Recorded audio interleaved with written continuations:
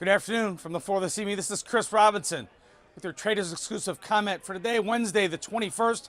We're coming up. We've got one more week left, roughly, in the month of February. It's given us some really good moves in the grains and also the livestock. First, I'm going to talk about the grains like I always do. Corn, wheat, and beans. The driver has been for higher prices, the drought conditions in South America. It's really put a bid on soybean meal.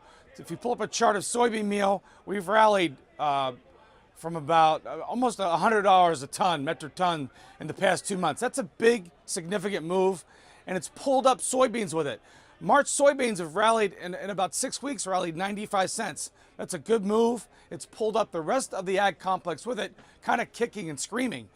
As of yesterday, we had a 6-month high in Kansas City, hard red winter wheat. Say that 10 times fast.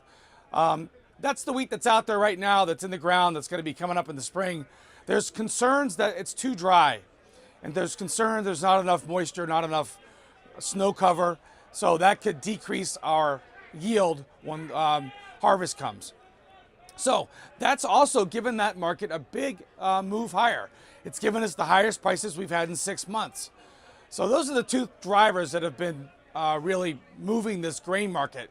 In the last 10 days, you've also had a big switch in managed money. Managed money is now long soybeans. They also covered a massive short in corn. They have been short about 220,000 contracts, 1.1 billion bushels of corn. In the past 2 or 3 weeks, they bought all those back.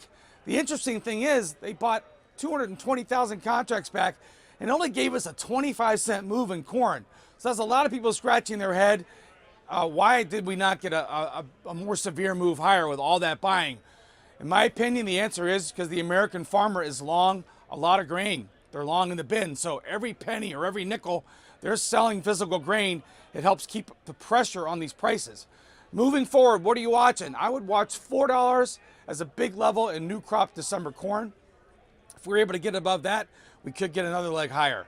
As far as soybeans go, new crop soybeans are right up against old contract and old summer highs, this 1030, 1035 level. Again, we've had a good rally. It makes us susceptible. If we don't get continued support, if we don't get continued buying, we could have a correction lower. So it's a good setup for that. And we're all focused in on this coming Friday. Friday is March options expiration. If you're watching this, you're obviously interested in trading. When those options expire, you get price rediscovery in the futures market. So we're focused in on that on Friday. We'll see if we can get continued follow through with higher prices, especially in soybeans and meal. That has been really driven by the drought conditions in Argentina. There's a big concern that the yields in Argentinian soybeans are going to be lower than expected. If that's the case, we could have a price rediscovery, a severe price movement. Now, can you say how much more can it get? We've already had a really good move in the meal. These grain markets, when they get going, there's a lot of opportunity because you get a lot of volatility. We're starting to see that in the overnight markets. So all in all, if you're looking for movement and you've been chasing markets or looking for an opportunity to either to catch a market that's moving, the grain and livestock markets look like they're waking up here for 2018.